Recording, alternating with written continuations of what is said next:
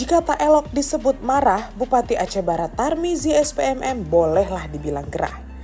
Ini terkait soal tata kelola dana Corporate Social Responsibility atau CSR dan dana tanggung jawab sosial dan lingkungan atau TJSL dari sejumlah perusahaan yang beroperasi di wilayah itu.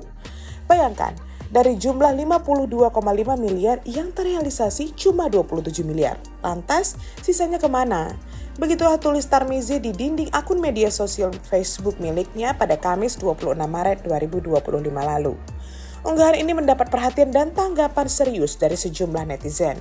Hingga Jumat pukul 16.30 WIB ada 56 komentar dan sudah 74 kali dibagikan. Umumnya mereka berkomentar dan memberi dukungan terhadap kebijakan yang dilakukan Tarmizi.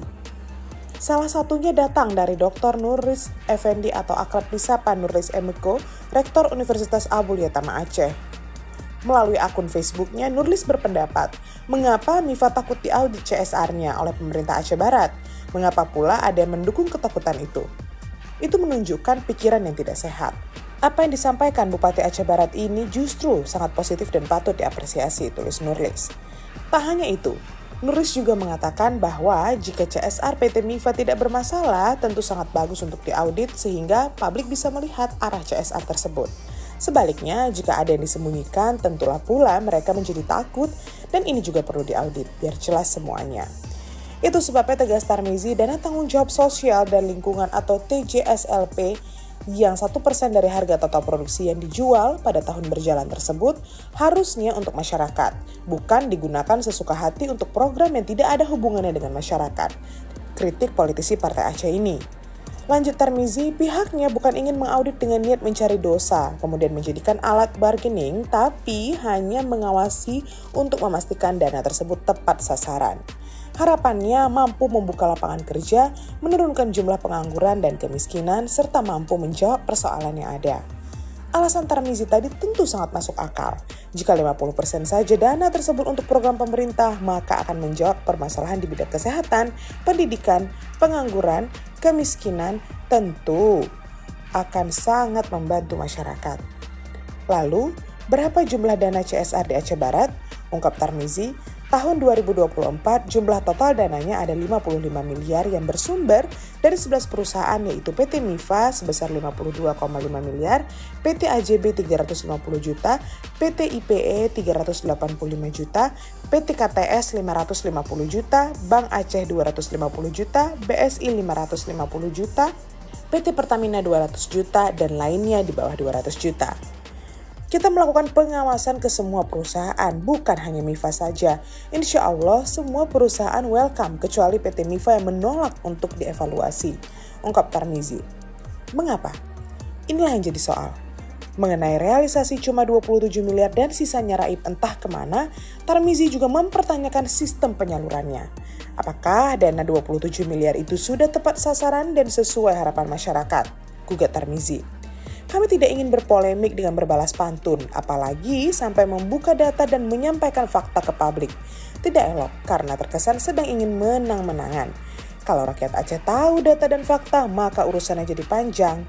Yang mengkritik kami pun dipastikan akan menangis dan gak keluar rumah lagi karena malu. Tulis Tarmizi kembali. Karena itulah, ia berjanji usai Lebaran mendatang, pihaknya akan duduk bersama dengan semua perusahaan yang beroperasi di Kabupaten Aceh Barat. Kami akan duduk bersama membahas semua permasalahan secara bijak dan baik-baik. Tentu sesuai dengan aturan yang ada. Kita tidak anti investasi. Kita ingin investor nyaman, iklim investasi di Aceh Barat kondusif dan ramah, namun kita juga tidak ingin dijajah apalagi oleh oknum-oknum yang money oriented. Tegas Tarmizi kembali. Hanya itu, nanti dulu. Kata Tarmizi, kita tunggu semoga direksi nanti akan hadir karena sebelumnya kita undang baik-baik belum bisa hadir. Tarmizi juga mengaku sudah bertemu dengan komisaris PT MIFA yang juga anggota DPR RI dari Partai Nasdem, Irfan Sosyawan. Kebetulan beliau sedang reses. Sudah kami sampaikan semua permasalahan dan akar masalah ada oknum di perusahaan yang sangat diuntungkan dengan terjadinya kisruh, ungkap Tarmizi. Begitupun dia tak mengungkap identitas atau inisial oknum di PT MIFA yang dia sebut sebagai sosok yang sangat diuntungkan tadi. Termasuk ada vendor yang ingin mempertahankan pekerjaan dan pihak luar, serta ingin mendapatkan pekerjaan. Bahkan ada oknum kader Partai Nasdem yang ingin mendapatkan posisi. Nah, mereka itulah, kata Tarmizi, sebagai penyebab semua masalah dengan informasi yang tidak sesuai fakta. Sehingga informasi tersebut mengandung unsur fitnah dan adu domba. Diakui Tarmizi, dari sejak kampanye pilkada lalu hingga hari ini, mereka difitnah anti-investasi, diframing oleh media seolah-olah Bupati ada dendam politik dan tidak mendukung investasi.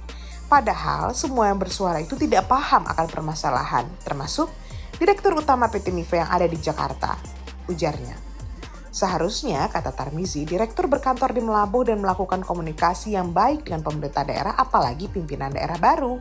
Etikanya mereka melakukan silaturahmi, lazimnya seperti itu di seluruh daerah.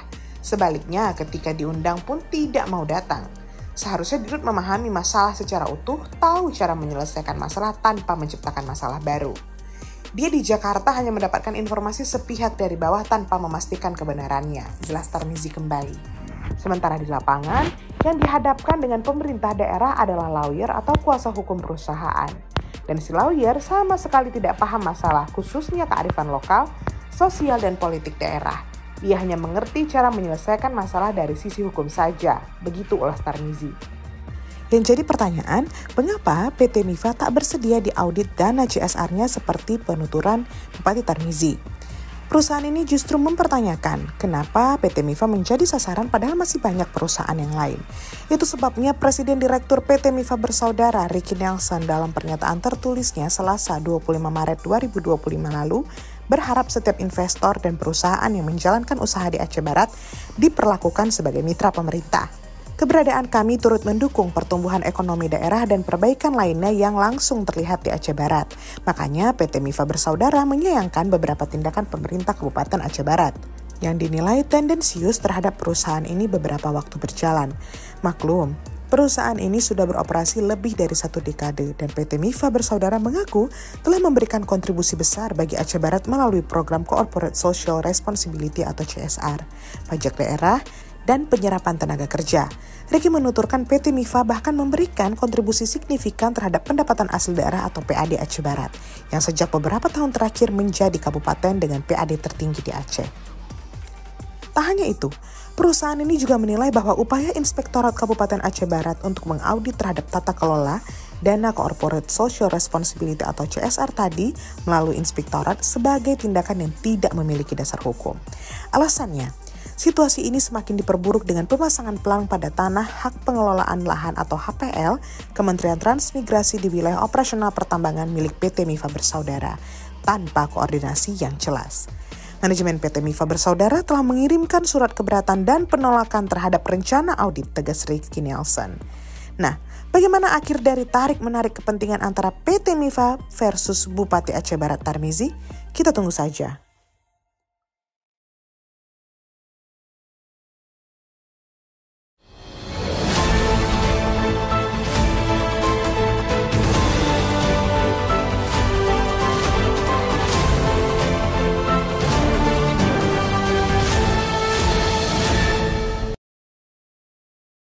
Jangan lupa like, komen, dan subscribe.